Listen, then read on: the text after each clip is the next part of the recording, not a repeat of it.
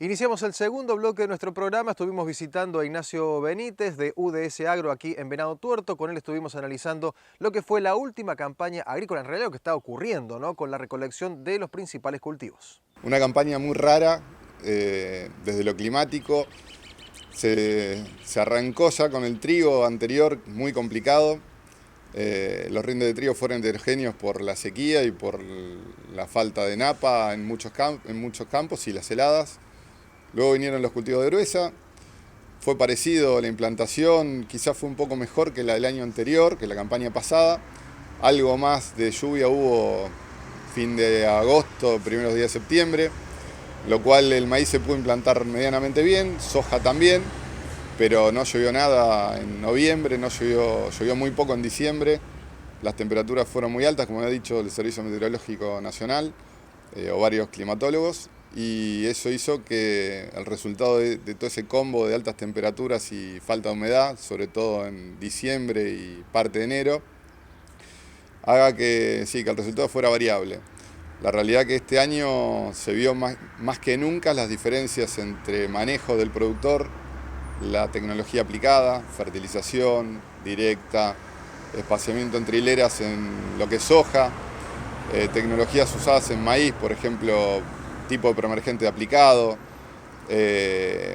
fertilización básico, creo ya lo dije, pero la realidad lo remarco porque hay un incremento en algunos productores importante en el uso de los fertilizantes en los últimos 3-4 años y la verdad que las respuestas son enormes, son notorias, y entonces eso va marcando diferencias entre distintos productores, quizá vecinos con campos similares, donde por ahí encontrás productores con maíces de alto rendimiento en campañas como estas, o en soja, y productores que tienen magras cosechas de alguna manera.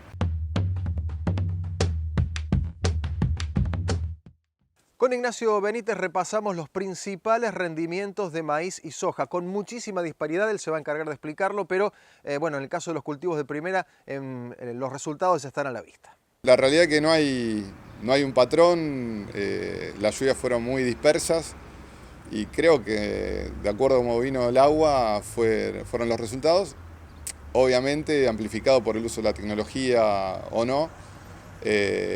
Pero estamos viendo rindes de soja de primera muy bajos en algunos lugares. No es difícil encontrar en campos cercanos a Venado quizá lotes de soja de primera 32 quintales o 35, cuando eso no es muy frecuente en las últimas 5 campañas. Y son poco frecuentes los lotes de más de 5.000 kilos o 5.000 kilos. Creo que los rindes promedios en soja este año estamos hablando de 40-42 quintales en muchos establecimientos acá alrededor. Y maíz sí creo que ahí creo que hubo una diferencia respecto a soja, porque la expectativa del productor para soja era muy buena, veía el cultivo logrado, pero después se dio cuenta que el peso de mil no era lo que él esperaba, con lo cual, o que varias vainas quedaron con menos granos de los que debería tener, o que se abortó mucha chaucha.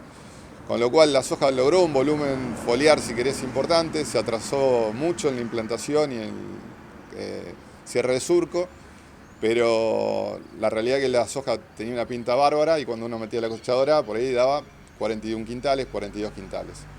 Entonces la expectativa del productor en ese caso quizá era de una soja de 45, 48, entonces te diría que en muchos lugares la soja probablemente esté rindiendo un 4 o 5 quintales menos de lo esperado.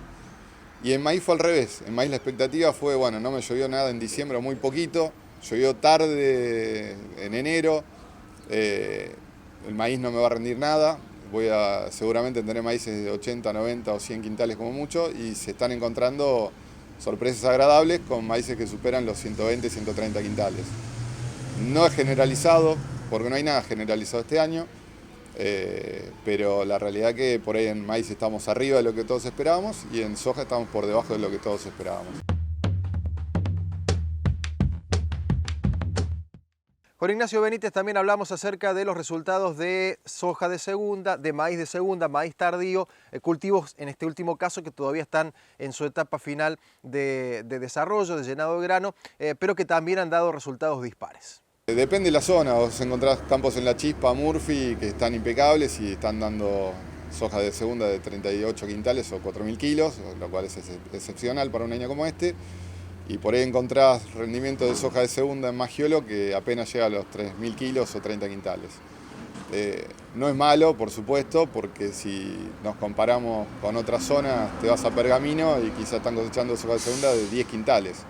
De hecho, no muy lejos de acá, en Wheelwright, entre Wheelwright y Colón, hay lotes de soja de segunda que parecía que se morían y están dando 8, 10 quintales, 12, 15, y no está muy lejos de acá y son campos muy buenos también. Pero el agua es todo, o sea, uno puede tener el mejor suelo de Argentina, que si no tiene napa y no tiene reservas y no llueve, no hay posibilidad de lograr un cultivo decente.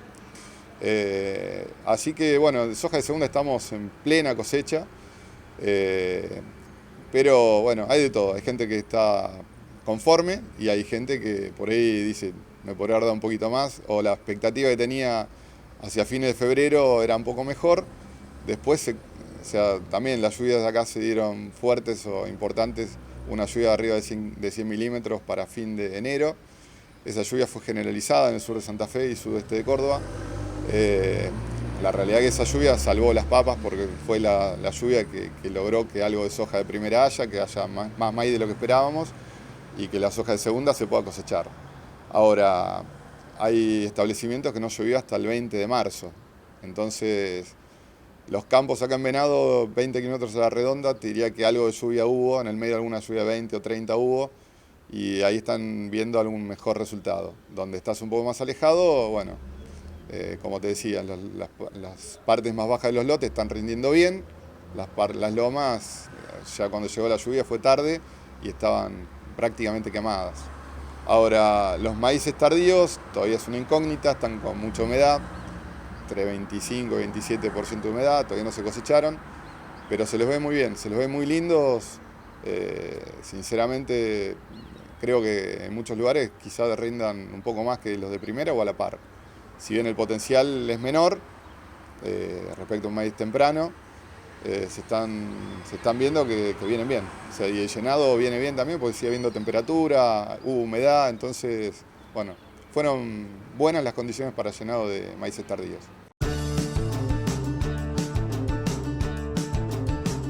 Estamos en la inminencia de la implantación del cultivo de trigo en nuestra zona. En pocos días más comenzará a desarrollarse la siembra y estuvimos hablando con Ignacio Benítez sobre estas perspectivas. El año pasado creció muchísimo. La verdad que me sorprendió ver un informe de la Bolsa de Cereales de Rosario donde dice que el área de soja cayó por primera vez en los últimos 10 años en el sur de Santa Fe. Y a campo se ve eso. La realidad es que se ve un aumento importante de trigo, se vio un aumento de maíz en detrimento de la soja. La realidad que el productor hace sus cuentas, cuando planifica y hace sus cuentas, el año pasado la soja, las expectativas eran pésimas, porque uno dice ahora, ¿cómo no hice más soja? Claro, con el diario del lunes es distinto la cosa y es más fácil.